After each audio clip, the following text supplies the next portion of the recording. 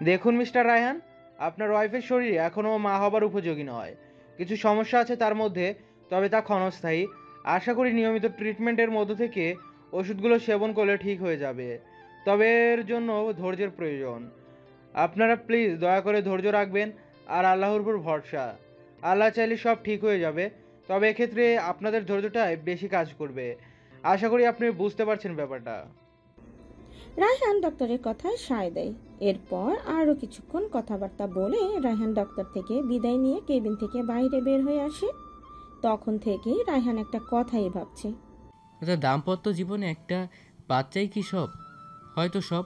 সন্তান স্বামী স্ত্রীর মাঝের একটু অটুট বন্ধন, যাকে কোনো ক্রমে ছেড়া যায় না। কিন্তু যাদের কপালে আল্লাহ সন্তান লিখে নাই, তাই বলে কি ওরা অসুখী? কখনোই না। সুখ দুঃখ সব নিজেদের উপর ডিপেন্ড করে, আর ভাগ্যও মেনে নেওয়া শিখতে হয়। পরম করুণাময় অসীম দয়ালুর মালিক আল্লাহ। সে তার বান্দার কপালে যা লিখেছে তা কখনো অমঙ্গল হতে পারে না। যা কপালে আছে তাই হবে। যদি কোনোদিন আমাদের সন্তান না দেয় আল্লাহ, তবুও আমি কখনো নিশিকে অসুখী রাখবো না। আমার হৃদয়ের সবটুকু ভালোবাসা দিয়ে ওর সব কষ্টগুলো দূর করে দেব। রায়হান এসব ভাবতে ভাবতেই অনেকটা দূরে চলে এসেছে। হঠাৎ ফোনের শব্দে রায়হান সম্মিত ফিরে পায়। ফোনটা হাতে নিয়ে দেখে নিশির কল। রায়হানের মুখে এক চিলতে হাসি ফুটে ওঠে। মনে মনে নিজেই বলে, সব কষ্টকে আমি দূরে ফেলে দেব। তোকে ভালোবাসায় এতটাই পরিপূর্ণ করে দেব যে সন্তান যদি আল্লাহ তাআলা আমাদের নাও দেয়, তবুও তোর জীবনে যাতে কোনো অপূর্ণ বলতে কিছু না থাকে। রায়হান মুচকি হাসি দিয়ে ফোনটা রিসিভ করে হ্যাঁরও বলল। কোথায় আপনি? এই তো রাস্তায়। রাস্তায় কি করেন? টাঙ্কি মারি। ট্যাঙ্কি মারেন কেন? গামলা মারেন, জুতা মারেন, হাতের কাছে যা আছে সব মারেন। বাকি তো শুধু শরীরের কাপড়গুলো থাকে, এগুলো মারলে কেমন হয় বলতো? এই খবরদার, ওইসব আমার। মারতে মন চাইলে আমাকে মারেন। নিশির কথা শুনে রায়হান হেসেই দিল। আচ্ছা, বাসায় এসে মারবনি, একটা একটা করে, ঠিক আছে? এখন বল কি করছিস? কিছু না, এমনি বসে আছি, কিছু করার নেই। আর আপনার কথা মনে পড়ছিল তাই কল নিলাম। কিন্তু আপনি অফিসে না থেকে রাস্তায় কি করেন? রায়হান একটু ভেবে, 30 মিনিট সময় দিলাম তোকে, রেডি হ তাড়াতাড়ি। কেন? কেন আবার? আমি আসছি তোর কাছে। আজ আবার আমরা লং ড্রাইভে যাব। এই গুড়ি গুড়ি বৃষ্টি শরীরে মেখে বৃষ্টি স্নান করব, দুজনে একসাথে ভিজবো। কি বলিস, যাবি না? আমি এখনই রেডি হচ্ছে। শোন নিশি, হুম। শাড়ি পরিস, লাল রঙের শাড়ি, সাথে কাচের চুড়ি, চোখে মোটা করে কাজল। আর আমি আসার সময় তোর জন্য বেলি ফুল নিয়ে আসছি। সত্যি? আচ্ছা রাখি, তুই রেডি হো তাড়াতাড়ি। এই শুনেন না। বল, আর কিছু লাগবে? না। তাহলে ভালোবাসি। রায়হান সাথে সাথে মনে হয় একটা হার্ড মিস করলো। হাসি মাখা মুখেই বলল, আমি আসছি। জীবনটা দেখতে গেলে অনেক ছোট। এই ছোট জীবনে প্রিয়জনের সাথে নিয়ে সুখে থাকার প্ল্যানিং করা উচিত। বাকি সব চিন্তা দিয়ে কি হবে? উপরওয়ালা যা ঠিক করে রেখেছে তাই হবে। আমরা তো শুধু নিজের কাছের মানুষগুলোর সাথে কিভাবে সুখী হওয়া যায় তাই ভাববো, আর তাকে কিভাবে সুখী রাখা যায় তা নিয়েও। ভবিষ্যতে কি আছে কে জানে। তাই বর্তমানের কথা চিন্তা করে জীবনটাকে একটু উপভোগ করাই ভালো। সকাল থেকেই আকাশটা আজ মেঘলা। কিছুক্ষণ পর পর গুড়ি গুড়ি বৃষ্টি পড়ে আবার থেমে যায়। নিলয়ের এই ধরনের বৃষ্টি খুবই অসহ্য লাগে। কেন জানি বৃষ্টি জিনিসটাই বিরক্তিকর। তার ওপর নিলয়কে বিরক্ত করতে যোগ দিয়েছে ঢাকার এই ট্রাফিক জ্যাম। এত কিছু ডিজিটাল হচ্ছে, তবুও বাংলাদেশের কিছু জিনিস আজও চেঞ্জ করার সাধ্য কারো হয়নি। ঢাকার এই ঐতিহাসিক জ্যামের কথা বাবার মুখ থেকে শুনেছিল নিলয়, আর এবার বাংলাদেশে এসে দেখেও নিয়েছে সচোখে। মাঝে মাঝে নিলয়কে ভাবায় এ দেশের মানুষগুলো এত ধৈর্যশীল কিভাবে। ঘন্টার পর ঘন্টা জ্যামে বসে থাকা অসহ্যকর। 2 আঙ্গুলের ফাঁকে রাখা সিগারেটটির নিকোটিনের ধোঁয়া ছাড়তে ব্যস্ত নিলয়ের হঠাৎ চোখ পড়ল রাস্তার অপোজিট সাইডের একটা ফুচকা দোকানের দিকে। একটি মেয়ে দাঁড়িয়ে ফুচকা খাচ্ছে, আর তার সাথে দাঁড়িয়ে থাকা ছেলেটির সাথে কথা বলছে। নিলয় একটু খেয়াল করে তাকালো মেয়েটির দিকে। চেনা চেনা লাগছে। মেয়েটি শুধু এক সাইড দেখা যাচ্ছে। হঠাৎ মেয়েটি হাসতে হাসতে পুরো ঘুরলে নিলয় কিছুটা শকড হলো, কারণ মেয়েটি আর কেউ না, ঝর্ণা। নীল রঙের একটা জামদানি শাড়ি পরা, হালকা ভেজা চুলগুলো খুলে রেখেছে। তবে আজ হালকা সেজেছে মেয়েটি। এই বৃষ্টির মাঝেও মেয়েটিকে কেমন স্নিগ্ধ লাগছে। গুড়ি গুড়ি বৃষ্টিগুলো ছুঁয়ে দিচ্ছে ঝর্ণার গাল, কপাল, ঠোঁট সহ পুরো শরীর। নিরয়ন যেন চোখ আটকে গেল, পলক ফেলতে ভুলে গেল। কেমন ঘোর ঘোর লাগছে ঝর্ণাকে দেখে। মনে যেন কিছু অবাধ্য চাওয়া বাসা বাঁধছে। গাড়ির হর্নের শব্দে নিলয় সম্মিত ফিরে পায়। আর তখনই নিলয়ের মাথায় সর্বপ্রথম যে প্রশ্নটি আসে তা হলো, এত সেজগুজে গিয়েছিল কোথায় এ মেয়ে? আর এই ছেড়েতেই বা কে? নতুন কাউকে? না না, ঝর্ণা এমন মেয়ে না। আর ও কাউকে পেলেই বা আমার কি? আমি এত ভাবছি কেন? কিন্তু এত তাড়াতাড়ি নতুন কাউকে পেলো কোথায়? না, আমার জানতে হবে। এসব ভাবতে ভাবতে হঠাৎ আবার চোখ গেল ঝর্ণার দিকে। কিন্তু এখন যা দেখলো তাতে নিলয়ের মাথার মগজগুলো চরম হয়ে গেল মুহূর্তেই।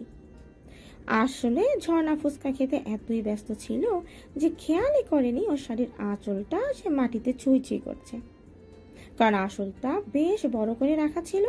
ঝর্ণার সাথে দাঁড়িয়ে থাকা ছেলেটি আঁচলটা উঠিয়ে ঝর্ণার কাঁধে রাখে। আর এটা দেখে নিলয়ের শান্ত থাকার সব লিমিট যেন ভেঙে গেল। সাথে সাথে ঝর্ণাকে কল দেয়। ঝর্ণা ফোনটা রিসিভ করে, হ্যালো, আসসালামু আলাইকুম। ওয়ালাইকুম সালাম। কোথায় তুমি? কে বলছেন? আসলে ঝর্ণা নাম্বারটি খেয়াল করেনি। এখন আমার নাম্বারটিও সেভ করা নেই তোমার কাছে? ঝর্ণা কিছুক্ষণ ভেবে, নিলয়? থ্যাংক গড, তাহলে মনে রেখেছ আমায়। আমি তো ভাবলাম নতুন কাউকে পেয়েছো বলে পুরানটাকে ভুলেই গিয়েছ। ঝর্ণা বেকুব হয়ে গিয়েছে। কি সব বলছে ছেলেটা? নিলয়, আপনি ঠিক আছেন তো? Yup, I am all right. তোমাকে যা জিজ্ঞেস করেছি সেটা বলো। কোথায় তুমি এখন? আমি তো একটু বাহিরে। বাইরে কোথায়? লোকেশন বলো। ঝর্ণা লোকেশনটা বলল। তুমি ওখানে কি করো? এই তো ফ্রেন্ডদের সাথে একটু আসছি। ঝর্ণা, যতটুকু আমি জানি তোমার এখানে কোনো ফ্রেন্ড নেই। তাহলে ফ্রেন্ডদের সাথে ওখানে কি করে গেলে? ঝর্ণা কি বলবে বুঝতে পারছে না। আসলে কলেজের একজন সিনিয়র ভাইয়ের সাথে আচানক রাস্তায় দেখা হয়ে যায়। এক সময় ছেলেটি কলেজে থাকাকালীন ঝর্ণাকে অনেক সাহায্য করেছে। তাই কথা না বলে থাকতে পারলো না। ঝর্ণার সাথে ফুচকার দোকানেই দেখা হয়ে যায়। তাই দুজনেই খেতে খেতে কথা বলছিল। আর তখনই হয়তো নিলয়ের গাড়িটি ওখান দিয়ে যাচ্ছিল। কিন্তু নিলয়কে এখন কি বলবে ভেবে পাচ্ছে না ঝর্ণা। তাই চুপ হয়ে শুনছে আর ভাবছে, এভাবে চট জলদি কি মিথ্যা বলা যায়? তোমার ফ্রেন্ডটার নাম কি ঝর্ণা? ওর নাম ঝর্ণা চিন্তা করছে কি বলবে। নাহিদ। নাহিদ তার নাম। Wow, I am Impress. যাই বলো, তোমার ফ্রেন্ড নাহিদ হ্যান্ডসাম আছে তো কোথায় দেখা হয়েছে? আই মিন কিভাবে চিনো? নিলয়ের কথা শুনে ঝর্ণার ভীষণ উঠে গেল। হঠাৎ খুব কাশতে লাগলো। ঝর্ণা বুঝে গিয়েছে এই লোক আশেপাশে থেকেই ওকে এত জেরা করছে। কিন্তু কেন? এত জেরা করার কারণ কি? ঝর্ণার কাশি দেখে সাথে ছেলেটি পানি আনতে ছুটে যায় দোকানের দিকে। ঝর্ণার সামনে এক বোতল পানি ধরে। ঝর্ণা না দেখে পানিটা নিয়েই গট গট করে কয়েক ঢোক খেয়ে ফেলে। আর অজান্তেই বলে ফেলে, ধন্যবাদ ভাপ্পি ভাইয়া। তোমার ফ্রেন্ডের নাম তো নাহিদ, তাহলে বাপ্পিটা আবার কে? নিলয়ের কথা শুনে চকিতে তাকায় ঝর্ণা। নিলয়, আপনি এখানে কি করেন? ঝর্ণাকে আর কিচ্ছু বলতে না দিয়ে পানির বোতলটা ফেলে ঝর্ণার হাতটা ধরে টেনে গাড়িতে উঠালো নিলয়। ঘটনা এত দ্রুতই ঘটেছে যে ঝর্ণা কিছুই বুঝলো না। কি হলো নিলয়? আপনি আমাকে এভাবে গাড়িতে কেন উঠালেন? আপনার জন্য আমার ফুচকাও খাওয়া হলো না। এখানকার ফুচকা খুব নামকরা জানেন। আজই এই শহরে আমার শেষ দিন। ভাবলাম আর কিছু না হোক পছন্দের ফুচকাটা তো খেতে পারি। তাও আপনার জন্য হলো না। ঝর্ণার কথায় নিলয় একটি রাগু চোখে তাকায়। তা দেখে ঝর্ণা চুপসে যায়। এই লোকের আবার কি হলো? বিহেভ তো এমন করছে মনে হয় কত জনমের প্রেমিক আমার। যত সব। রেস্টুরেন্টে বসে আছে নিলয় আর ঝর্ণা। আর ঝর্ণার সামনে টেবিলে রাখা 5 প্লেট ফুচকা, যা দেখে ঝর্ণা কিছুটা ভয় পেয়ে গিয়েছে। নিলয়ের মতলব কি কিছুই বুঝতে পারছে না। নিলয় চোখ দিয়ে ইশারা করে খেতে। না, আমার লাগবে না, আমার পেট ভরা। তা বললে তো হবে না। যে ফুচকার জন্য এত সেজেগুজে শাড়ি পরে রাস্তায় ছেলেদের সাথে ডেটিং করছিলে, সেই ফুচকা তো তোমায় খেতেই হবে। নিলয় নিজেই ঝর্ণার মুখে একটা ফুচকা জোর করে দিয়ে দিল। ফুচকার ঝালে ঝর্ণার বেহাল দশা। ছুটে চলে গেল লেডিস ওয়াশরুমের দিকে। নিলয়ও ঝর্ণার পেছনে ওয়াশরুমের দিকে ছুটে আসলো। এখানে এসেই ঝর্ণার বমি করার মতো অবস্থা, কিন্তু বমি করতে পারছে না, বরং আরো কষ্ট হচ্ছে। বমি করতে কষ্ট হচ্ছিল বলে নিলয় হঠাৎ শাড়ি নিচে থাকা ঝর্ণার সাদা পেটটিতে হালকা চাপ দিলেই গড়গড় করে বমি করে দেয় ঝর্ণা। বেচারি ঝর্ণা সারাদিন যা খেয়েছিল সব বের করে দেয় একসাথে। নিলয় পিছনের দেয়ালে হেলান দিয়ে দাঁড়িয়ে দাঁড়িয়ে কেবল তাকিয়ে দেখছে। ঝর্ণার এমন অবস্থা, ওর কোনো রিয়াকশন নেই, কারণ ও তো ইচ্ছে করে ফুচকাতে লাল মরিচ সহ আরো কিছু দিয়েছে, যাতে করে ঝর্ণা এতক্ষণ বাহিরে দাঁড়িয়ে দাঁড়িয়ে যা গিলছে সব যেন বের করে দেয়। ঝর্ণার এমন বেহাল দশে অদ্ভুত শান্তি লাগছে মনে। খুব শখ না সেজেগুজে ছেলেদের সাথে ডেটিংয়ে যাওয়া। এবার বুঝো কেমন লাগে। ঝর্ণার কিছুটা রাগ হয়ে উঠে যায়। এভাবে কেউ করে? ফুচকার ভেতর লাল মরিচের গুঁড়া আর কি যেন দিয়ে রেখেছিল। ছি, কি বিশ্রী ওটা টেস্ট ছিল। তাই তো মুখে দেওয়ার সাথে সাথে ওয়াশরুমের দিকে ছুটে আসতে হলো। ঝর্ণা একটু তেড়ে গিয়ে, অয় মিয়া, সমস্যা কি আপনার? কোন জন্মের বদনা নিলেন এমন করে আমার ওপর? আপনার কোন ক্ষেতের ধান চুরি করেছি আমি? কি হলো, কথা বলছেন না কেন? নিলয় কিছু বলবে, তখনই ঝর্ণার ফোনটা বেজে ওঠে। ফোনটা সিনের উপর রাখা ছিল। ঝর্ণার হাত দুটো এখনো ভিজা বলে নিলয় গিয়ে ফোনটা রিসিভ করে স্পিকারে দিয়ে দেয়। ইশারা করে ঝর্ণাকে কথা বলতে। হ্যালো ঝর্ণা, মা বলছি। হ্যাঁ মা, বলো। কালকে তুই আসছিস? কাজই ছেড়ে যাব এখানকার সবকিছু। নিলয়ের দিক তাকিয়ে, শোন না, একটা কথা ছিল। বলো, কি বলবে? তোর জন্য একটা ভালো সম্বন্ধ এসেছে, খুব ভালো জায়গা থেকে। তুই যদি বলিস। মা, তোমরা যা ভালো মনে করো করো, আমার কোনো ঝর্ণা আর বলতে পারলো না। নিলয় ফোনটা আছাড় মেরে ভেঙে ফেললো। ঝর্ণা তো শক, পারে না এখনই কান্না করে দিক। এই, আপনি এটা কি করলেন? আমার ফোন কেন ভেঙেছেন? এই, আপনি ঠিক আছেন তো, নাকি আবার কিছু খেয়েটে এসেছেন? কখন ধরে অদ্ভুত বিহেভ করছেন? সত্যি করে বলেন তো, সমস্যা কি? Shut up, just shut up. Niloy চিৎকার করে ঝর্ণার দু বাহু ধরে। কোথাও যাবি না তুই, বুঝলি? কোথাও না। খবর দে তোর বাবা মাকে। 3 দিন পর আমার গার্ডিয়ান আসছে। তুই শুধু আমার সাথে যাবি প্যারিস, বুঝলি? তুই চুপচাপ এখন বাসায় যাবি। বিয়ে না হওয়া পর্যন্ত তোকে যেন বাড়ির বাইরে না দেখি আমি, তাহলে কিন্তু খুন করে ফেলবো। জড়াতে চেয়েছিস না আমার জীবনে, তাহলে এখন থেকে তোকে আমার মতো চলতেও হবে। তোকে যাতে আমি কোনো ছেলের আশপাশেও না দেখি। ফ্রেন্ড হয়, কাজিন হয়, প্রতিবেশী লাগে, এসব সম্পর্ক শেষ এখন থেকে। আমার কথার বাইরে কাজ করলে কিন্তু খুব খারাপ হবে, বুঝলি? মাথায় ঢুকিয়ে নে ভালো করে। নিলয় ঝর্ণার আরো একটু কাছে আসে। এতে ঝর্ণার মুখে নিলয়ের প্রতিটি নিঃশ্বাস বাড়ি খাচ্ছে। আমাকে ভদ্র ভাবা ছিল তোর জন্য ভুল। আমি কিন্তু মোটেও ভদ্র না। আমার অত্যাচার সহ্য করার জন্য তৈরি হয়ে যা। নিলয়ের এমন শান্তশিষ্ট চেহারার পেছনে এমন ভিলেন মার্কা রূপ দেখে ঝর্ণা ভীষণ ভয় পেয়ে গেল। শুকনো একটা ঢোক গিলে মনে মনে ভাবছে, না রে ভাই, তুই আমার টাইপের না। আমি তো তোকে আম ভেবেছিলাম, কিন্তু এ তো কাঁঠাল, পুরো কাঁটা দিয়ে ভরা। হাত দিতে গেলেই প্রতিবার আমাকে ব্যথা পেতে হবে। না না, তার চেয়ে আমি একাই ভালো, কালই চলে যাব। ঝর্ণা নিজের ভাবনা একদম মশগুল, কিন্তু হঠাৎ পেটে কারো স্পর্শ পেয়ে সম্মিত ফিরে পেল। তাকিয়ে দেখে নিলয় একদম ওর কাছে দাঁড়িয়ে আছে। 1 ইঞ্চি ফাঁকও নেই ওদের মাঝে। তার উপর নিলয়ের হাত ঝর্ণার পেটে পড়ায় বেচারি শিহরিত হয়ে উঠল। কোমরটা খুব সেক্সি তোমার, আর বডিটা তো আরো হট। প্রথম দিনেই আমি খেয়াল করেছিলাম। কি খেয়ে এমন আকর্ষণ করে তুলেছ বলতো? কন্ট্রোল করতে মুশকিল হয়। ঝর্ণা এবার মনে হয় পাগল হয়ে যাবে। কি সব বলছে এই লোকে? একে আমি ভালো মনে করেছিলাম, কিন্তু এই বেটা দেখি 1 নম্বরে লুচ্চা। ঝর্ণা ঝটপট নিলয়ের হাতটা সরিয়ে ফেলার চেষ্টা করে বলছে, দূরে সরেন আমার থেকে। আপনি মানুষ সুবিধার না, আমারই ভুল হয়েছে, ছাড়ুন প্লিজ। আমি তো আপনাকে ভদ্রলোক ভেবেছিলাম, কিন্তু এখন দেখি আপনি একটা বাজে লোক। সরুন আমার কাছ থেকে।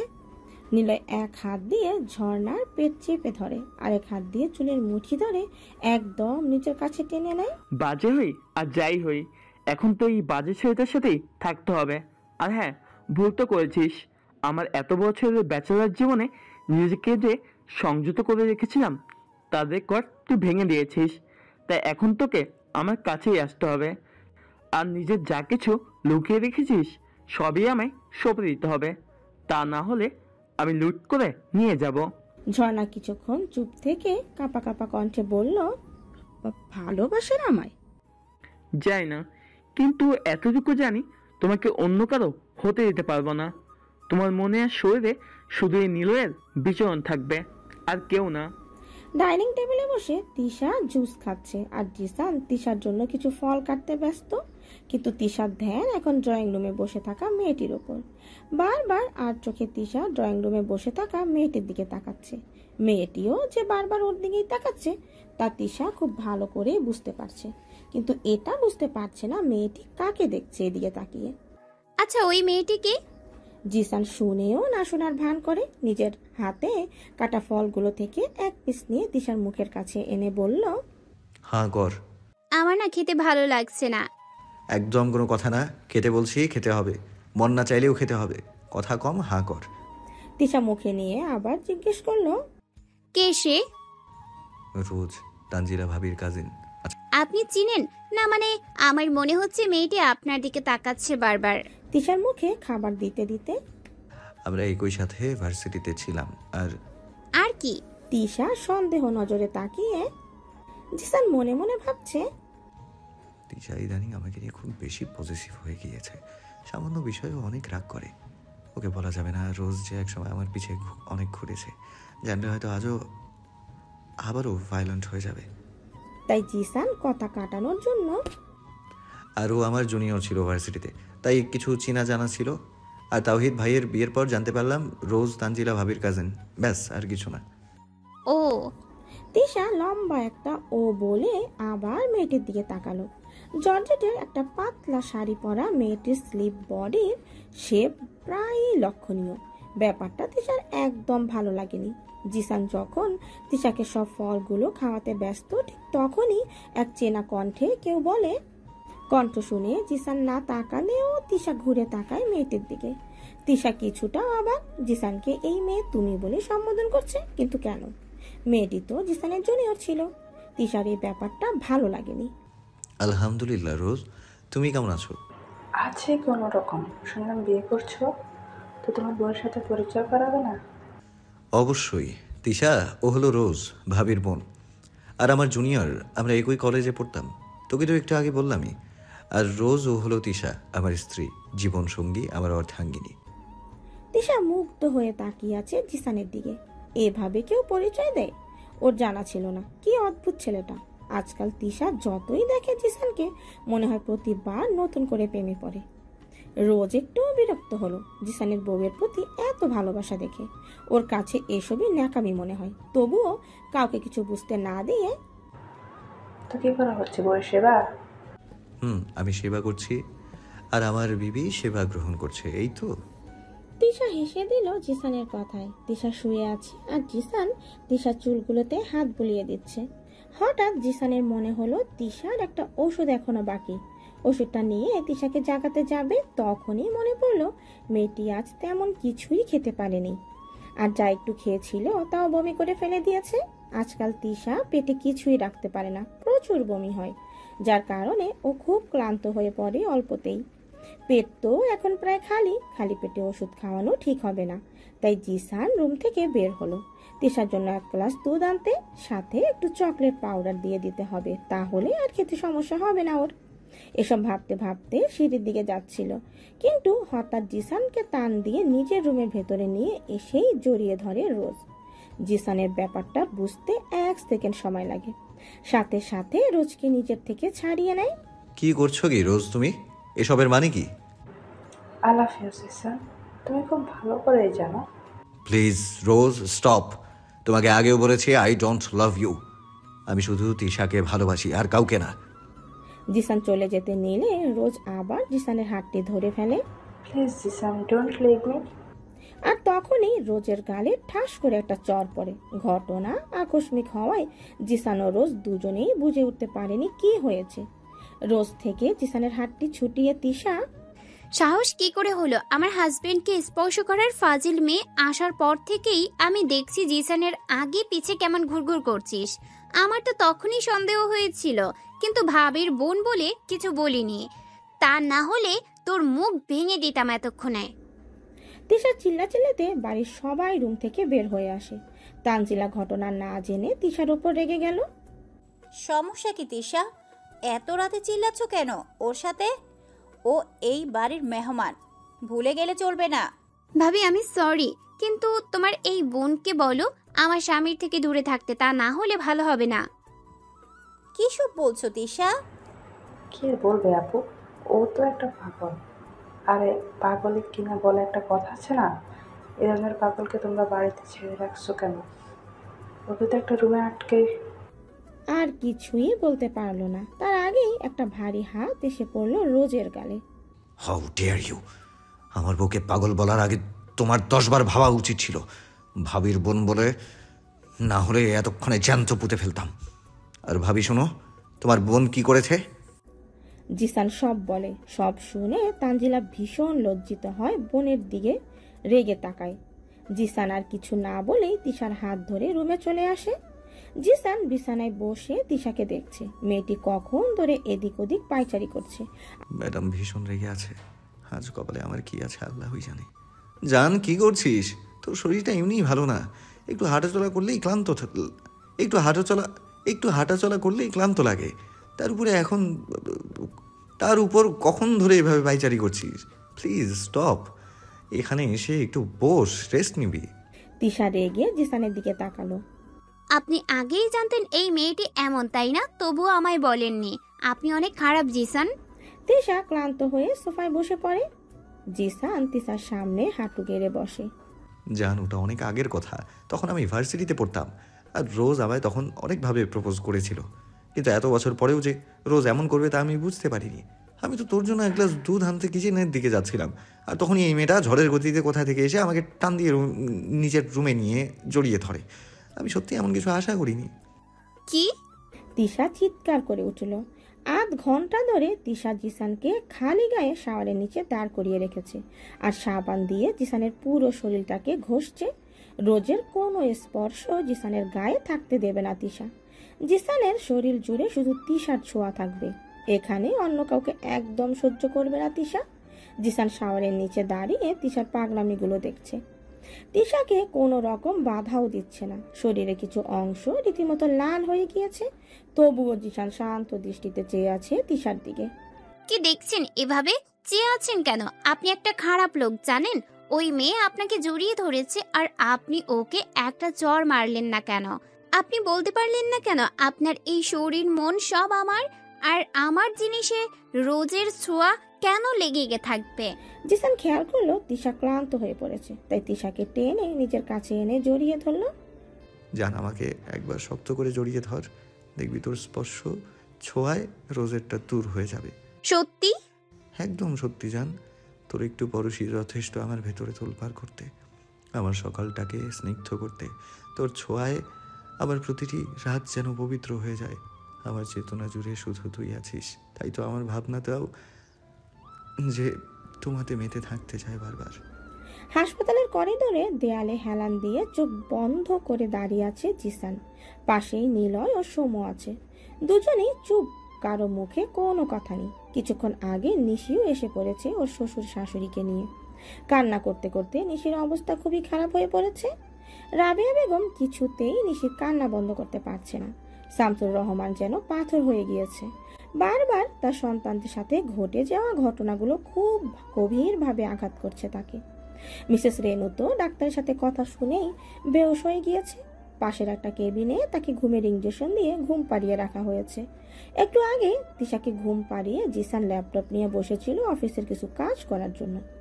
আর তখনই সোমের ফোন আসে। ফোনে ঘটনা শোনার পর জিসান আর এক মুহূর্ত দেরি করেনি। ঝর্ণাকে ডেকে সব বুঝিয়ে জিসান চলে আসে হাসপাতালে। হাসপাতালে এসে ডাক্তারের কথা শুনে জিসানের পায়ের নিচের জমি মনে হয় সরে গেল। এটা কি করে হতে পারে? রায়হানকে কেউ গুলি করেছে, তাও আবার একটা নয়, তিনটে। ডাক্তার কোনো রকম আশা না করতে বলে দিয়েছে। রোগীর অবস্থাও তেমন ভালো না। এটা শোনার পর থেকে জিসানের ভেতরটা ফেটে যাচ্ছে, যা কাউকে বোঝাতে পারছে না। নিজেকে শক্ত করে পরিবারের সবাইকে খবরটা দিল, শুধু তিশাকে ছাড়া। জিসানের ভাবনা, এখন রায়হানের কিছু হলে নিশির কি হবে? আর তিশা, ও সহ্য করতে পারবে না।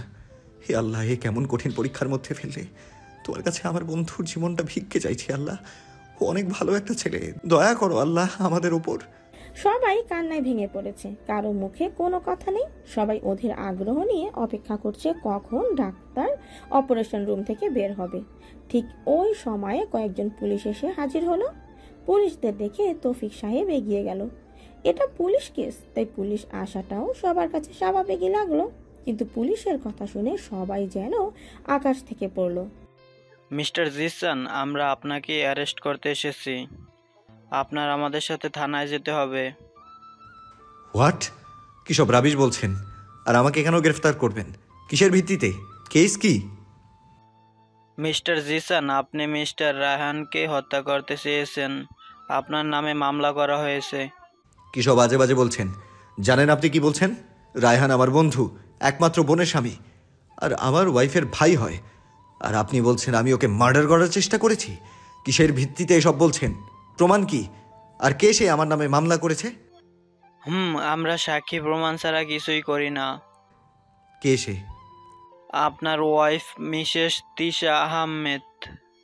উনি আপনার নামে মামলা করেছেন। সবাই শকড, সাথে জিসানও। মাথা নিচু করে দাঁড়িয়ে আছে তিশা। কারোর দিকে তাকাবার সাহস পাচ্ছে না। হাত দুটো একত্রিত করে কচলাচ্ছে কখন ধরে। চেহারায় স্পষ্ট ফুটে উঠেছে অস্থিরতা। জিসান তীক্ষ্ণ দৃষ্টিতে তিশার কার্যকলাপ পর্যবেক্ষণ করছে। জিসানের এখন একটাই ভাবনা, ওকে তো আমি ঘুম পাড়িয়ে রেখে এসেছিলাম, তাহলে ও বাইরে বের হলো কিভাবে? আর গার্ড রাইজে বাধা দেয়নি কেন? চলছে কি ওর মনে আল্লাহই জানে। জিসানে সব মনে মনেই বলছে। তিশাই কোন বিপদে পা দিলি জান, জানি না কি হবে। আমি নিজেকে নিয়ে ভয় পাই না, ভয়টা তো তোকে নিয়ে। তখনই শামসুর রহমান তিশার কাছে এসে তিশার গালে একটা থাপ্পড় মারে। কিন্তু ভাগ্যক্রমে থাপ্পড়টা জিসানের গালে পড়ে। সাথে সাথে সবাই চমকিত। কি হলো এটা? আসলে তিশার বাবা যখন তিশাকে থাপ্পড় মারতে নেয়, আচানক জিসান তিশার সামনে এসে দাঁড়িয়ে যায় তিশাকে প্রোটেক্ট করতে। তাই থাপ্পড়টা জিসানের গালে এসে পড়ে। শামসুর রহমান নিজেও চমকে গিয়েছে। কি হলো ব্যাপারটা? জিসান তিশাকে নিজের পেছনে রেখে প্রোটেক্ট করছে এখনো। তা দেখে সবাই কিছুটা নারাজ জিসানের ওপর। পাগলামির একটা সীমা থাকে, কিন্তু এই মেয়ে যেসব সীমা পার করে দিচ্ছে, এটা কি জিসান বুঝতে পারছে না? এভাবে চলতে থাকলে পুরো পরিবার শেষ হয়ে যাবে একদিন। সবার মনে এখন এসবই চলছে। জিসান, তুমি এখনো ওকে প্রোটেক্ট করছো? এই মেয়ে পুরো পাগল হয়ে গিয়েছে। তা না হলে রায়হানের এমন অবস্থায় ও এমন কিছু কিভাবে করতে পারে? জিসান মুচকি হেসে, বাবা আপনি জানেন কি, আপনি শুধু আপনার মেয়েকে না আবার সন্তানকেও আঘাত করতে চেয়েছিলেন। শামসুর রহমান স্তব্ধ জিসানের কথা শুনে। সত্যি তো, কিছুক্ষণের জন্য উনি ভুলেই গিয়েছিল মেয়ে যে তার প্রেগনেন্ট, কিন্তু তবুও নিজের দোষ স্বীকার করলো না শামসুর রহমান। তুমি যাই বলো জিসান, আমার মনে হয় ওর মাথা পুরো গেছে। বাবা আপনি শান্ত হন। এই সময় আপনার এত হাইপার হওয়া আপনার শরীরের জন্য একদম ঠিক না। এখন তো আপনাকে আরও স্ট্রং হতে হবে। রায়হানকে, নিশিকে, মাকে আপনাকেই সামলাতে হবে। তাই আপনি রিল্যাক্স হয়ে বসুন। জিসান শামসুর রহমানকে একটা চেয়ারে বসিয়ে দিল। আর বাবা চরটা কিন্তু একটু ভারী ছিল। যদি তিশার গালে লাগতো হয়তো ও পড়ে যেত, নিজেকে সামলাতে পারতো না। তখন আমার সন্তানের কি হতো বলুন তো? তাই রাগের মাথায় এমন কিছু করতে নেই যাতে করে পরবর্তীতে এর ক্ষতির পরিমাণ আমরা সামলাতে না পারি।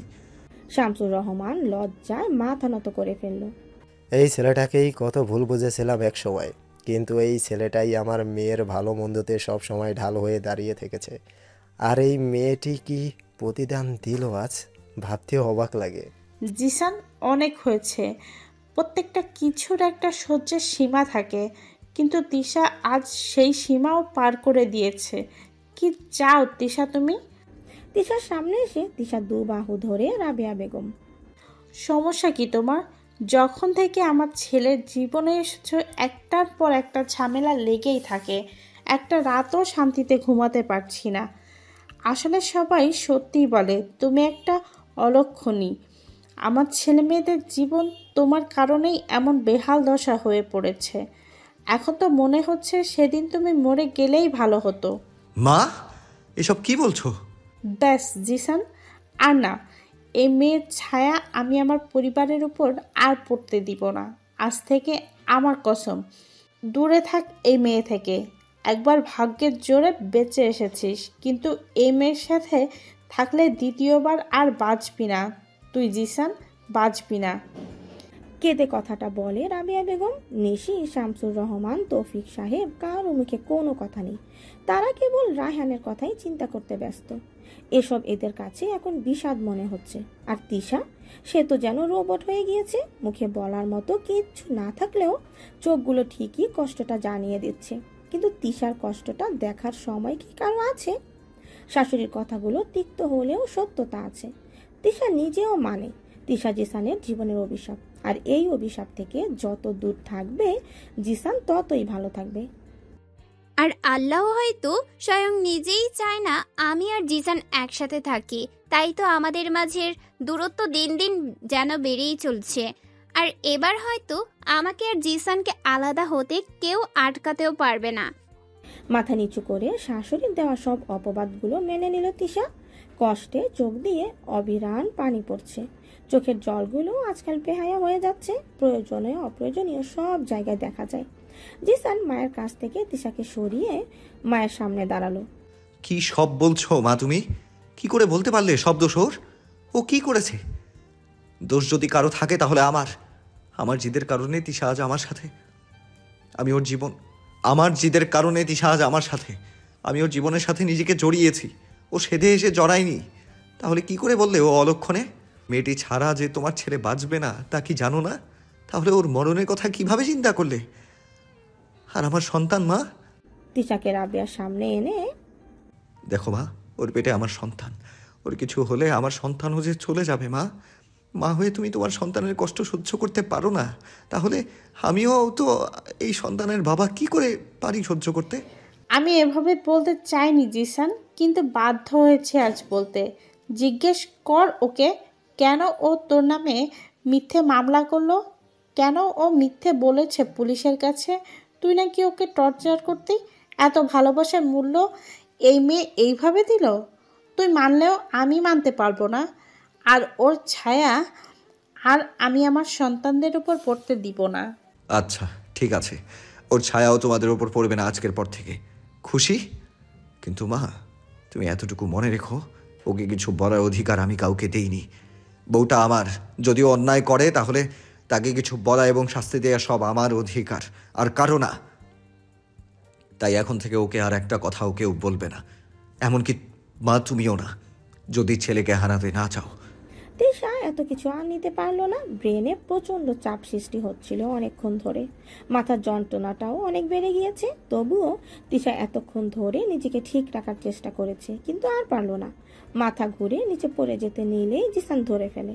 পুলিশের দিকে তাকিয়ে তিশাকে কোলে তুলে নিয়ে বলল, আমি আমার ওয়াইফকে সেফলি বাড়িতে পৌঁছে না দেওয়া পর্যন্ত সারেন্ডার করছি না। আপনারা চাইলে আমাকে ফলো করতে পারেন। বলেই জিসান তিশাকে নিয়ে হাসপাতাল ত্যাগ করলো। নিলয়কে রায়হানের সব দায়িত্ব দিয়ে জিসান তিশাকে সাথে নিয়ে বের হয়ে গেল হাসপাতাল থেকে। রায়হানের জন্য পুরো হাসপাতালে গার্ডের ব্যবস্থা করতে বলল। রায়হানের বিপদ এখনো কমেনি জিসান মনে করে। জিসান জানে রায়হানের অবস্থা ভালো না। বন্ধুকে শেষবার দেখতে পাবে কিনা তাও জানে না, কিন্তু রায়হানের পাশে সবাই আছে আপাতত। কিন্তু তিশা, ও একলা এখন, কারো সাপোর্ট নেই। এই অবস্থায় আমি ওকে কিছুতেই একা ছাড়তে পারবো না। আর ওর কিছু হলে এই মুহূর্তে পরে রায়হান জানতে পারলে কাউকে মাফ করবে না।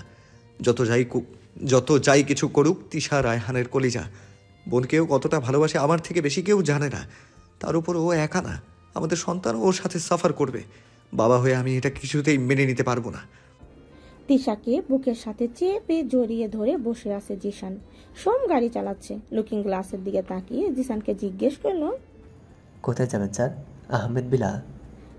জিসান তিশার দিকে একবার তাকিয়ে দীর্ঘ একটা শ্বাস ছেড়ে না বলল। সোম তার কৌতূহল ধরে রাখতে পারলো না, তাই জিজ্ঞেস করেই ফেললো, স্যার।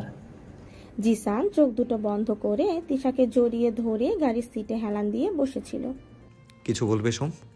আপনার রাগ হয় না তিশা ম্যাডামের ওপর এমন একটা কাজ করলো? জিসান হেসে দিল সোমের কথায়। তা দেখে সোম কিছুটা অবাক হলো। সোম, কাউকে ভালোবেসেছো কখনো নিঃস্বার্থভাবে? কিছু পাওয়ার আশা না করে দিনের পর দিন কারোর জন্য অপেক্ষা করেছো? ভালোবাসা হারানোর ভয়ে বুকের ভেতরে চিনচিনে ব্যথাটা কখনো অনুভব করেছো? চোখের জল লুকিয়ে মুখে কখনো নকল হাসি হেসেছো? এসব না করলে তুমি কখনো বুঝবে না আমার কথা।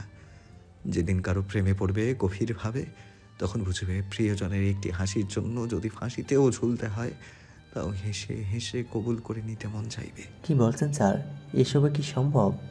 কেন সম্ভব না সোম? আজকাল দেখো না কত আত্মহত্যা বেড়ে গিয়েছে। বেশিরভাগই তো প্রেমে প্রতারণা খাওয়া আশিক। এরা কেন আত্মহত্যা করে জানো? ভালোবাসা নামক অসুখটার জন্য। এই অসুখ ছাড়াবার ওষুধটাই যখন চলে যায় বা ধোঁকা দেয়, সেটার যন্ত্রণা সহ্য করার মতো সাহস বা ধৈর্য অনেকের থাকে না। তাই তো তখন মৃত্যুকে বেছে নেয় তারা। এটা জানা সত্ত্বেও আত্মহত্যা কত গুনাহ আমাদের ধর্মে। আল্লাহ তাআলা আত্মহত্যাকারীকে কখনো মাফ করেন না। কিন্তু মজার বিষয় কি জানো? এই আত্মহত্যার পথ মেয়েরা তেমন বেছে নেয় না, কারণ তারা পরিবারের দিকে তাকিয়ে মেনে নেয় সব কিছু। কিন্তু আমরা ছেলেরা পারি না, না পারি মানতে, না পারি কাঁদতে। অসহ্য যন্ত্রণা থেকে মুক্তির কেবল একটাই পথ দেখা যায়, তা হলো মৃত্যু। আর এই মেয়েটি তো আমার পৃথিবী জুড়ে আছে।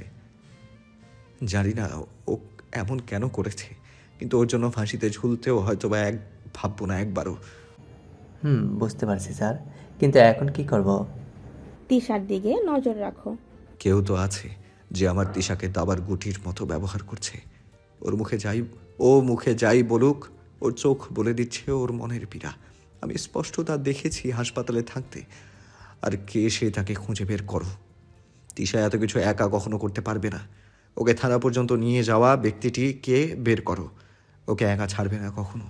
ওর সকল আপডেট আমাকে জানাবে প্রতিদিন। আর স্যার আপনি চাইলে আমি কালই জামিনের ব্যবস্থা করতে পারি। জানি, কিন্তু একটু ওয়েট করো। আমি বলা না পর্যন্ত কিছুই করবে না। Okay sir. তিশাকে জিসান নিলয়ের বাসায় নিয়ে এলো। ঝর্ণাকে ফোন করে অ্যাড্রেস সেন্ড করে দিয়েছিল আগেই, তাই ঝর্ণাকে ড্রয়িং রুমে বসে থাকতে দেখলো। তিশাকে একটা রুমে শুয়ে দিয়ে জিসান ঝর্ণার কাছে এলো জিজ্ঞেস করতে, কি হয়েছিল? ভাই, আমি ভাবির সাথে ছিলাম। কিছুক্ষণের জন্য আমি ওয়াশরুমে গিয়েছিলাম। বের হবার সময় দেখি ওয়াশরুমের দরজা বাহির দিয়ে লাগানো। আমার চিল্লাচিল্লিতে অনেকক্ষণ পর তানজিরা ভাবি এসে দরজা খুলে দিল। বাহির হয়ে দেখি তিশা ভাবি নেই। তোমার ফোন ট্রাই করলাম, ব্যস্ত দেখাচ্ছে। উপায় না পেয়ে নিলয়কে ফোন করে হাসপাতালে কি হয়েছে জানতে পারলাম। আমাকে ক্ষমা করে দাও ভাই। তুমি আমাকে বারবার বিশ্বাস করে দায়িত্ব দিয়ে যাও, আর আমি প্রতিবার কোনো না কোনো ভুল করে বসি। জিসান বোনের মাথায় হাত রেখে, আরে কাঁদিস কেন? আমি কি তোমাকে কিছু বলেছি? আর যা হয়েছে তাতে তোমার কোনো দোষও নেই, তাই এসব ভুলে যাও। তুমি কিছুদিন এখানেই থাকো তিশার সাথে। ঝর্ণাকে সবকিছু বুঝিয়ে দিয়ে জিসান চলে গেল পুলিশের কাছে। অপারেশন রুম থেকে ডাক্তার বের হলো। ডাক্তারকে বের হতে দেখে সবাই একসাথে ডাক্তারকে ঘিরে ধরলো। ডাক্তার তৌফিক সাহেবকে খুব ভালো করে চেনে, তাই তৌফিক সাহেবকে উদ্দেশ্য করে বলল। তৌফিক সাহেব সব শুনে রায়হানকে ইমার্জেন্সি ভিসায় ইন্ডিয়া নিয়ে যাওয়ার ব্যবস্থা করতে লাগলো। নিলয় রায়হানের নিরাপত্তার বন্দোবস্ত করে ফেললো। রায়হানের সাথে সবাই একবার দেখা করতে চেয়েছে, তবে রায়হানকে দেখার অনুমতি কেবল নিশি পেল। অক্সিজেন মাস্ক লাগানো রায়হানকে দেখে নিশির বুকটা যেন ফেটে যাচ্ছে। চিৎকার করে কাঁদতে মন চাইছে, একবার মানুষটিকে জড়িয়ে ধরতে মন চাইছে, কিন্তু সব চাওয়া যে পূর্ণ হয় না মানুষের। তাই আজ নিশিরও হবে না। তবুও নিশি রায়হানের হাতটি আলতো করে ধরেই চোখের পানি ছেড়ে দিল। কি থেকে কি হয়ে গেল? এমন তো হবার কথা ছিল না রাইহান। সবই তো ঠিক ছিল। আজ কত স্বপ্ন দেখেছি দুজনে একসাথে, কত না বলার কথা শেয়ার করেছি দুজনের সাথে। আজকের দিনটা কত না সুখের ছিল আমাদের। নদীর পাড়ে পা ভিজিয়ে দুজনের বৃষ্টিতে ভেজা, কি আর হবে না আমাদের?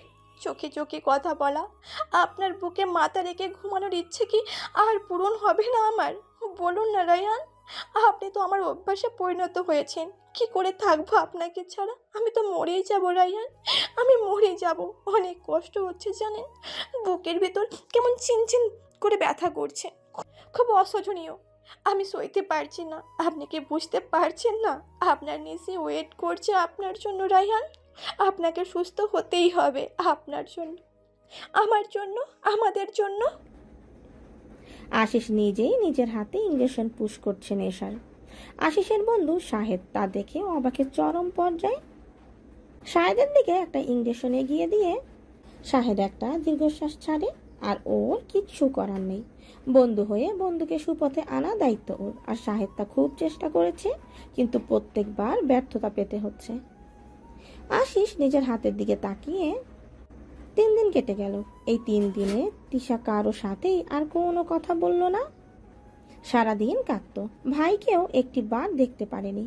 কতবার হাসপাতালে যেতে চেয়েছে, কিন্তু নিলয় মানা করে দিয়েছে, কারণ ওখানে তিশাকে কেউ সহ্য করতে পারে না। তাই জিসানের নির্দেশ তিশাকে হাসপাতালে যাতে যেতে না দেওয়া হয়। তিশা বাবাকে কয়েকবার ফোন করে ভাইয়ের কথা জিজ্ঞেস করতে চেয়েছিল, কিন্তু তিশার বাবা তিশার কণ্ঠ শুনেই ফোনটা কেটে দিল। এসব আর নিতে পারছে না তিশা। দিন দিন মনে হয় আবার ডিপ্রেশনে চলে যাচ্ছে। ঝর্ণা অনেক চেষ্টা করছে তিশাকে এসব থেকে বের করতে, কিন্তু কিছুতেই পারছে না। অনেকবার জানার চেষ্টা করেছে সমস্যা কি, কেন ও এমন করেছে, কিন্তু তিশা কিছুই বলতে নারাজ। একটু আগে রায়হানকে নিয়ে তার পরিবার ইন্ডিয়ার উদ্দেশ্যে রওনা দিল। নিলয় নিজে তাদের এয়ারপোর্টে ড্রপ করে দিয়ে সবে মাত্র বাসায় আসলো। শরীরটা বড্ড ক্লান্ত লাগছে। আজ অনেক ধকল গেছে ওর উপর দিয়ে। জিসান নেই, সোম নেই, রায়হান তো থেকেও নেই। তাই সবকিছু একা সামলাতে হিমশিম খাচ্ছে নিলয়। সোফায় শরীরটা এলিয়ে দিয়ে চোখ বন্ধ করে বসেছিল। হঠাৎ মাথায় কারো ঠান্ডা হাতের স্পর্শ পেল। নিলয় চোখ খুলল না, কারণ এই 3 দিনে অনেকটা অভ্যস্ত হয়ে গিয়েছে এই ছোঁয়ায়। এখন প্রতিদিন নিলয় এসে সোফায় বসলেই ঝর্ণা এসে মাথাটা টিপে দেয়, কিছুটা মালিশও করে দেয়। সত্যি বলতে নিলয়ের খুব ভালো লাগে ঝর্ণার এই ছোট ছোট ভালোবাসাগুলো। নিলয়ের চোখে ঘুম এসে পড়ে, কিন্তু নিলয় জানে ঝর্ণা ওকে না খাইয়ে ঘুমোতে দেবে না। তাই হলো। মেয়েটি এমনই, কিছুদিনের মধ্যেই যেন আমার সবকিছু দখল করে ফেলেছে। এই উঠুন, না খেয়ে ঘুমানো যাবে না। একটা শাওয়ার নিয়ে আসুন, দেখবেন আরো ভালো লাগবে। নিলয় একটা মুচকি হেসে মাথা থেকে ঝর্ণার একটা হাত টান দিয়ে সামনে এনে চুমু দিল। মুহূর্তেই ঝর্ণার শরীরে যেন ঠান্ডা স্রোত বয়ে গেল। কেমন এক ভয়ঙ্কর অনুভূতি ফিল করছে ঝর্ণা।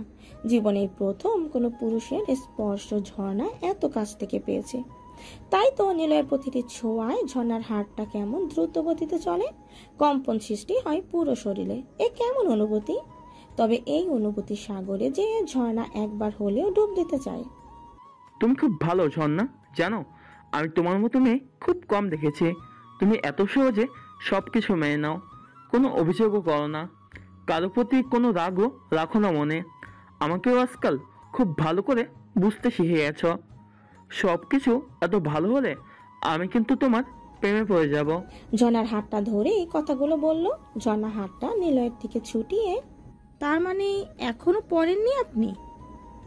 নিলয় আচানক ঝর্ণার 2 হাত ধরে একসাথে টান দিলে ঝর্ণা ঢলে পড়ে নিলয়ের মুখের ওপর। এতে করে দুজনের নাকের সাথে নাক বাড়ি খায়। এতটা কাছাকাছি কখনো দুজন দুজনের কাছে আসেনি।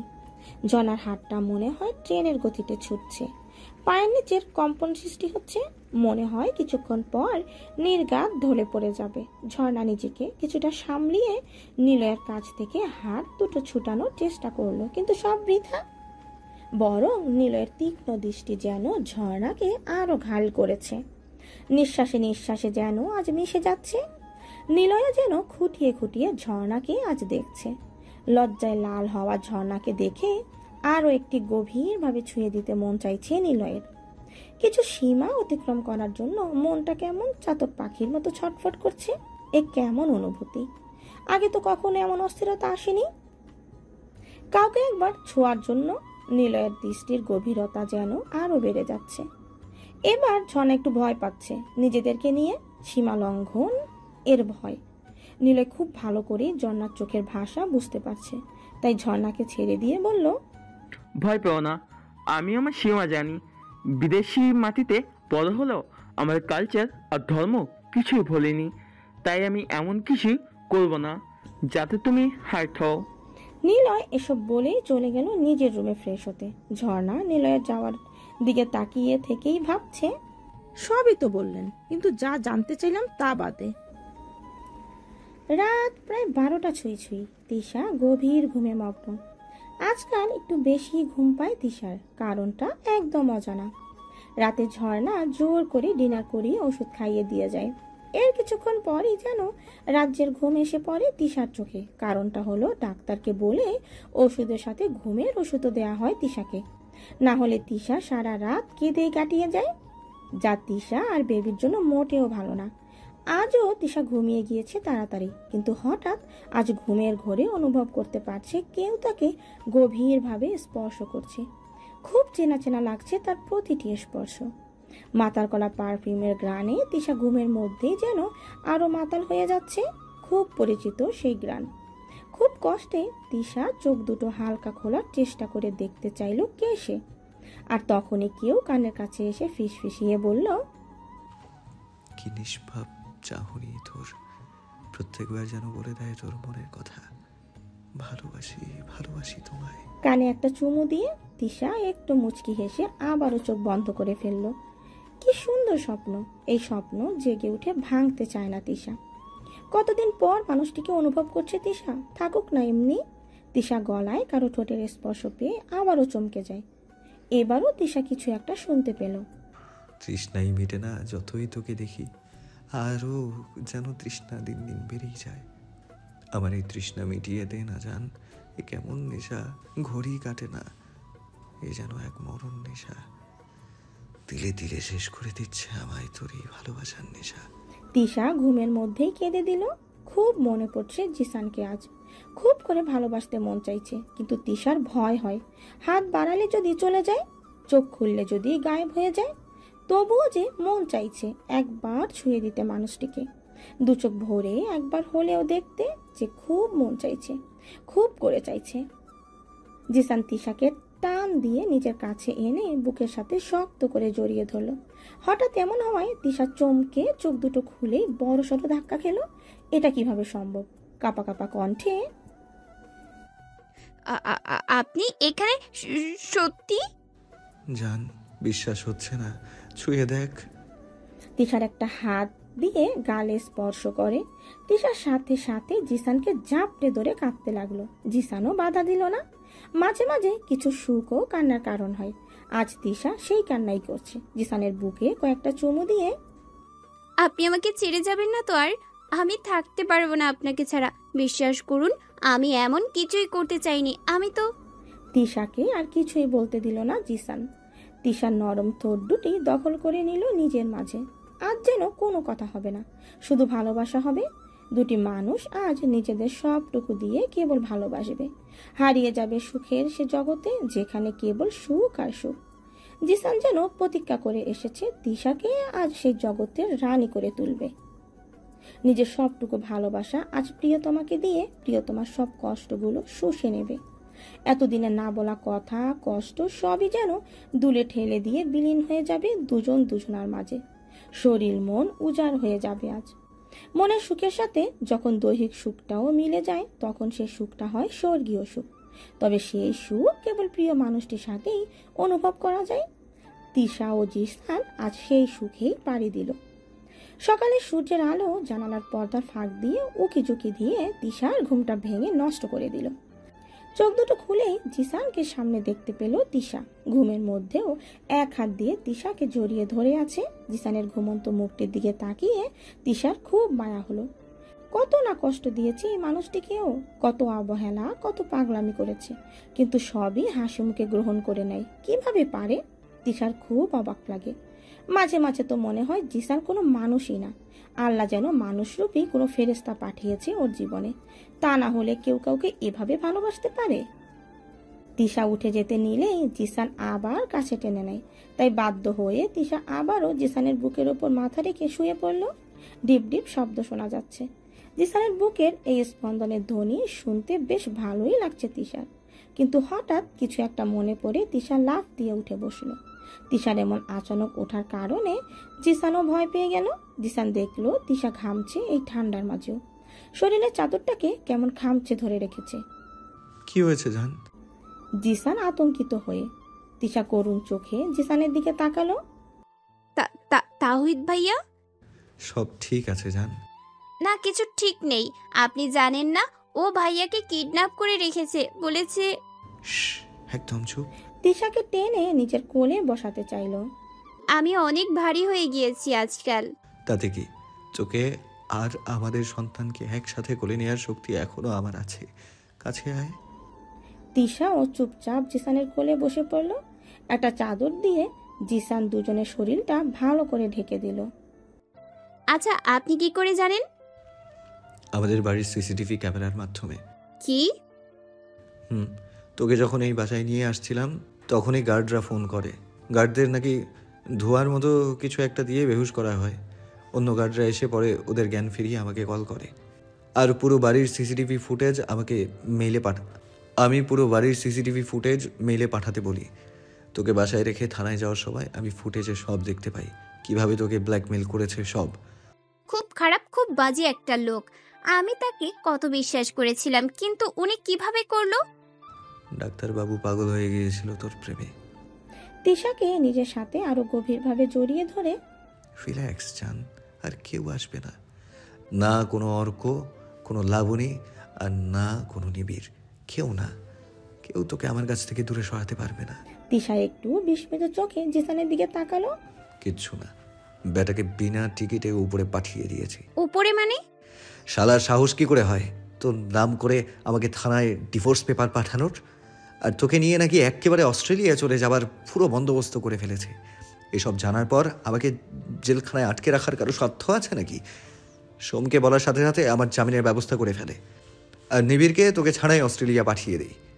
উনি এত সহজে মেনে গিয়েছে? না, সহজে কই, অনেক অনুরোধ করে বোঝানোর পর মেনেছে। সত্যি? কেন আমার কথা বিশ্বাস হচ্ছে না তোর? আচ্ছা, নিবিড় ভাইয়া কি রায়হান ভাইয়াকে গুলি করেছে? না, তবে গুটির চালটা ওই চালছে। মানে কিভাবে? তোকে এত কিছু জানতে হবে না। আমার বেবির উপর খারাপ প্রভাব পড়বে এইসবের। ভালো ভালো কথা শুনবি, বই পড়বি, কোরআন হাদিস এই সময় বেশি বেশি করে পড়বি। এতে করে আল্লাহ তাআলা আমাদের একটি নেক সন্তান দান করবে। আমাদের বেবিও একজন নেক মানুষ হয়ে বড় হতে পারবে। তাই আজ থেকে সব বাজে চিন্তা বাদ। ফ্ল্যাশব্যাক। জিসান সিসিটিভিতে দেখেছে তিশার সাথে সেদিন নিবিড় দেখা করতে এসেছে, আর নিবিড়ই তিশাকে ব্ল্যাকমেল করেছে ওসব কথা মানতে। আর তিশা তখন কোনো উপায় না পেয়ে তাই করেছে, কারণ নিবিড় তাওহিদকে কিডন্যাপ করে নিজের কাছে আটকে রেখেছে। তাই তো এত বিপদের মাঝেও কেউ তাওহিদকে দেখতে পায়নি এতদিন। তিশার কাছে আর কোনো অপশন ছিল না তখন, কারণ রায়হানের অবস্থা ভালো ছিল না। তাওহিদ কিডন্যাপ হয়েছিল, আর জিসান সে সময় তিশার পাশে ছিল না। আর নিবিড়ের বারবার হুমকি, রায়হানের মতো তাওহিদের অবস্থাও এমন হবে, এমনকি আরো ভয়ানক হবে। ওর লাশটাও খুঁজে পাবে না কেউ। তিশা প্রচন্ড ভয় পেয়ে গিয়েছিল, কোনো কিছু ভাবার মতো অবস্থায় ছিল না তখন। তাই তিশা তাই করেছে যা নিবিড় বলেছে। ঢাকার বাইরে এক কনফারেন্সে গিয়েছিল তাওহিদ। তানজিলাকে অবশ্য বলে গিয়েছিল বেশি ব্যস্ত থাকলে ফোন ধরবে না, টেনশন যাতে না করে। তাই রায়হানের অ্যাক্সিডেন্টের দিন অনেকবার কল করেও তাওহিদকে পায়নি তানজিলা। মেসেজ দিয়েও রেখেছিল, কিন্তু দুদিন হবার পর যখন কোনো খবর আসছিল না, তখন তানজিলা খুব ভয় পেয়ে গেল। বাড়িতে কেউ ছিলও না যে কাউকে জানাবে। কি করবে কিছুই তখন মাথায় আসছিল না। আর তখনই সোমেশে জিসানের মেসেজ দিয়ে যায় তানজিলাকে, টেনশন করতে মানা করেছে। তাওহিদ ভাই ঠিক আছে, কিছু কাজের জন্য নেটওয়ার্ক থেকে দূরে সরে আছে, সময় হলে এসে পড়বে। জিসানের মেসেজ পেয়ে তখন তানজিলাও কিছুটা আশ্বস্ত হলো। নিবিড় ভেবেছিল জিসানকে রায়হানের হত্যার দায়ে জেলে দিয়ে দেবে, আর ও তিশাকে ব্ল্যাকমেল করে জিসান ও তিশার ডিভোর্স করিয়ে তিশাকে একেবারের জন্য অস্ট্রেলিয়া নিয়ে যাবে, যাতে করে তিশাকে আর কেউ খুঁজে না পায়। সবাই ভাববে তিশা মানসিক যন্ত্রণা সহ্য করতে না পেরে পাগল হয়ে কোথাও চলে গিয়েছে। সবই ঠিক ছিল, নিবিড়ের প্ল্যানিং একদম পারফেক্ট ছিল। রায়হানকে মারার জন্য চারা হিসেবে ব্যবহার করলো আশিসকে। নিবিড় আশিসের সাইকিয়াট্রিস্ট ছিল। আশিসের মানসিক অবস্থা যখন আবার খারাপ হচ্ছিল, তখন তার বাবা মা একজন ভালো সাইকিয়াট্রিস্টের শরণাপন্ন হলো, আর দুর্ভাগ্যক্রমে শেষ ছিল নিবিড়। আশিসের বাবা মা অনেক ভরসা করে আশিসকে সুস্থ করার দায়িত্ব দিয়েছিল নিবিড়কে, কিন্তু নিবিড় তার পেশার সাথে বেইমানি করেছে। ট্রিটমেন্টের সময় নিবিড় জানতে পারে আশিস কুহু আর কুহুর সাথে নিশির মিলের কথা। নিবিড় যেন না চাওয়া সত্ত্বেও চাঁদ হাতে পেয়ে গেল।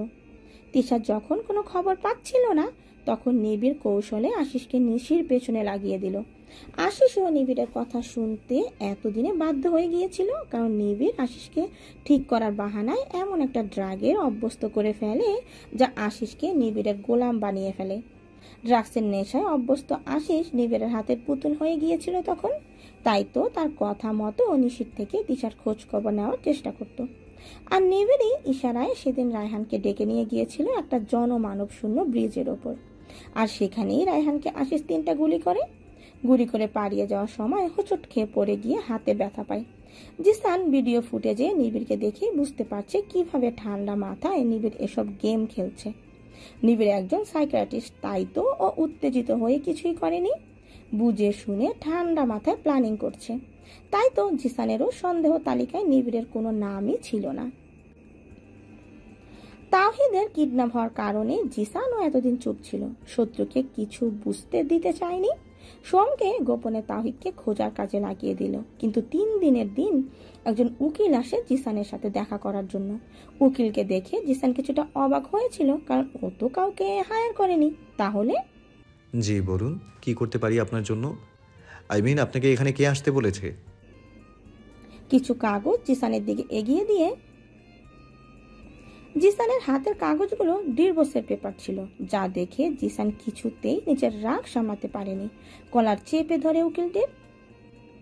উকিল ভয়ে ভয়ে চলে গেল, আর উকিল যাওয়ার পরপরই সোম এসে হাজির হয়, কারণ তাওহিদকে নিবিড় কোথায় রেখেছে তা জানা গিয়েছে। জিসান খবরটা শুনেই হেসে দিল, আর আজও সোম সেই হাসির রহস্য বুঝল না। জিসানের সামনের চেয়ারে বসে আছে নিবিড়, আর জিসান নিবিড়ের সামনের চেয়ারের উপর এক পা তুলে টেবিলের উপর বসে তীক্ষ্ণ দৃষ্টিতে তাকিয়ে আছে নিবিড়ের দিকে। নিবিড়ের দাঁত কিরমির করছে। কিভাবে ওর সব প্ল্যান এভাবে শেষ হয়ে গেল কিচ্ছু বুঝতে পারছে না। তো ডাক্তার, তুমি বলবে নাকি আমি? কেন করলে এমন? জিসান চেয়ারে একটা লাথি দিয়ে, তিশা কোনো জিনিস না, মগের মূল্য পেয়েছো? তুমি চাইবা আর আমি হাততালি দিয়ে দেব? ডাক্তার, তুমি এবার ভুল মানুষের দিকে চোখ দিয়েছ। তুমি আমার রেকর্ড জানো না, জানলে সাহস হতো না আবার তিশার দিকে নজর দেওয়ার। 4 বছর বাইরে থেকেও যার আশেপাশে কাউকে আমি আসতে দেইনি, ভাবলে কি করে এত সহজে ওকে পেয়ে যাবে? কিন্তু লাবণী তোমার নাম নেয়নি কেন? জিসান এসব শুনে একটা দীর্ঘশ্বাস ছাড়লো। ডাক্তার, সামান্য একটা জিদের কারণে তুমি তোমার লাইফ তো নষ্ট করে ফেললে, সাথে আশিসেরও। বেচারা এমনিই নিজের ভালোবাসাকে হারিয়ে দহনে চলছিল, আর তুমি এখন ওর পুরো লাইফটাকে নষ্ট করে দিলে। ভালোবেসে করতে তবুও মনকে সান্ত্বনা দিতাম, কিন্তু তুমি তো তোমার মিথ্যে জিদ আর অহংকারের বশে সব করেছো।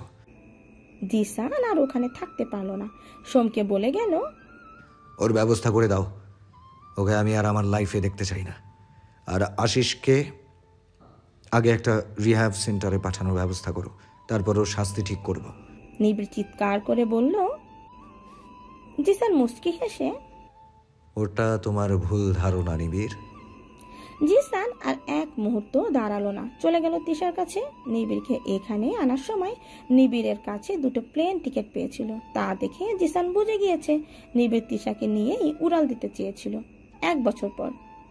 জিসান বিছানার উপর আধো শুয়ে ল্যাপটপে কিছু কাজ করছে, আর তার পাশেই বসে আছে আমাদের ছোট্ট ঈশান। বাবার সাথে বুলি বুলি কথা বলছে আর হাসছে। মাঝে মাঝে জিসানের ল্যাপটপ ধরে টান দিতে চাইছে। জিসানও কাজের ফাঁকে ফাঁকে ছেলের সাথে খেলছে। এই সময় নিলয় ভিডিও কল দিল। জিসান ফোন ধরেই দেখে নিলয় মুখটা বাংলার পাঁচের মতো করে রেখেছে।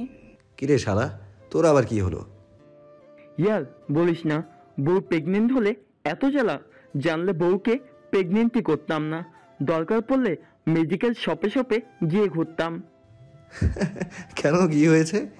আরে বলিস না, ঝর্ণা রাত 3টায় আমাকে ঘুম থেকে ডেকে বলে ওর ফুচকা খেতে মন চায়। বল ভাই, প্যারিস শহরে রাত 3টায় আমি এসব কই পাই?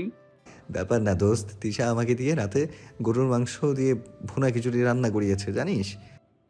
ইয়ার, এই মেয়েদের এই সময় এমন নাইদেই জিনিস খেতে মন চায় কেন বলতো? আমি কি করে বলবো, আমি কি প্রেগনেন্ট হয়েছি? কিন্তু জানিস, তখন একটু কষ্ট হতো, কিন্তু এখন এই দেখ, এই দুষ্টুটাকে দেখে সব ভুলে গিয়েছি। ঈশানকে দেখিয়ে। ঠিক বলেছিস। আচ্ছা বলতো আমার ঘরে কি হবে, গেস কর। তোর ঘরে ঝর্ণার মতো সুন্দর একটা মেয়ে হবে, আর তোর মেয়েকে আমার ছেলের বউ করে নিয়ে আসবো। কি বলিস? শালা, মনে মনে এসব প্ল্যানিং করে রেখেছিস, কিন্তু তোর ছেলে তোর মতোই হিটলার হবে, কিন্তু আমার মেয়েকে আমি তিশার মতো হাবা বানাবো না। এটা শুনে ঈশানও দুহাত নেড়ে হাসতে লাগলো। কে জানে কি বুঝলো ও। ঈশানের কাণ্ড দেখে নিলয় ও জিসান হাসতে লাগলো। আচ্ছা, রায়হান কেমন আছে? আর নিশি? সবাই ভালো। নিশির 2 মাস চলছে, প্রেগনেন্সিতে একটু জটিলতা আছে বলে তিশা আর আমার শাশুড়ি সারাক্ষণ ওর পাশে থাকে। ও ও তুই বাড়ি যাবি না? 1 বছর তো হলো। আন্টি আঙ্কেলও তো অনেকবার এসেছে তোকে নিতে। না রে, এখনো সময় হয়নি। ও বাড়িতে, আমি চাই না তিশাকে আর কেউ অপমান করুক। বুঝছি। আচ্ছা রাখি, পরে আবার ফোন দেব। জিসান ফোন রেখে তাকিয়ে দেখে ঈশান ঘুমিয়ে গিয়েছে। ঈশানের চারপাশে বালিশ দিয়ে জিসান ব্যালকনিতে চলে গেল। রাতে তারা ভরা আকাশটার দিকে তাকিয়ে ভাবনার জগতে ডুব দিল জিসান। সেদিন জেলখানা থেকে বের হয়েও জিসান আর আহমেদ বিলাই ফেরেনি। মাকে দেওয়া কথা জিসান রেখেছে। তিশার ছায়াও আর তার সন্তানদের ওপর পড়তে দেয়নি। অবশ্য পরে রাবেয়া বেগম নিজের ভুল বুঝতে পেরে ক্ষমাও চেয়েছিল, আর তিশা ও জিসানকে আহমেদ ভিলাই ফিরিয়ে নিতে চেয়েছিল, কিন্তু জিসান যায়নি। ও বাড়িতে তিশাকে অনেকবার অপমান সহ্য করতে হয়েছে, কিছু না করেও। কিন্তু কেন? জিসানের বউ বলে?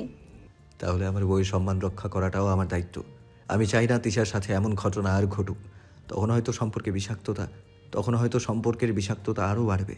তার চেয়ে দূরে থাকাই ভালো। তাই জিসান নিজের একটা ফ্ল্যাট কিনে এখানে তিশা আর ঈশানের সাথে ছোট্ট একটা সংসার সাজিয়েছে। রায়হান সব শুনে প্রথমে এর বিরোধিতা করলেও পরে জিসানের দিক দিয়ে চিন্তা করে বুঝতে পারলো ব্যাপারটা। কিন্তু বোনকে আর বন্ধুকে এভাবে একা ছাড়তে রাজি ছিল না। তাই জিসানের পাশের ফ্ল্যাটটি রায়হান কিনে নিয়ে পুরো পরিবার সহ এখানে শিফট হয়ে যায়। হঠাৎ তিশা জিসানকে পেছন দিয়ে জড়িয়ে ধরে, জিসানের পিঠের ওপর মাথা রাখে। জিসানও প্রিয়তমার হাতটি ধরে একটা চুমু দিয়ে দেয়। আচ্ছা, জীবনটা এত সুখ সুখ লাগে কেন? প্রিয়জন পাশে থাকলে জীবনটা এমনিতেই সুন্দর হয় জান। ভালোবাসেন কত আমায়? এতটা যে মাপতে গেলে মাপতে পারবি না, পরিসংখ্যাও আসবে না। কেন এত ভালোবাসেন সত্যি করে বলেন তো? কেন ভালোবাসি বলতে পারবো না, তোকে ছাড়া বাঁচতেও পারবো না। দূরে চলে গেলে মরে যাব। বারবার তোকে কাছে টেনে নিব, এত কাছে যে আমার ভালোবাসার বাঁধন ছেড়ে যাওয়ার কথা স্বপ্নেও ভাবতে পারবি না। কারণ তুই যে আমার এমনই একজন, যাকে এক জনমেও ভালোবেসে ভরবে না এমন। পৃথিবীতে এমন ভালোবাসা পাওয়া যায় না আজকাল। এমন করে কেউ তার প্রিয়তমাকে ভালোবাসতেও পারবে না। তাই আমরা দোয়া করব ওদের এই ভালোবাসা চিরকাল অটুট থাকুক।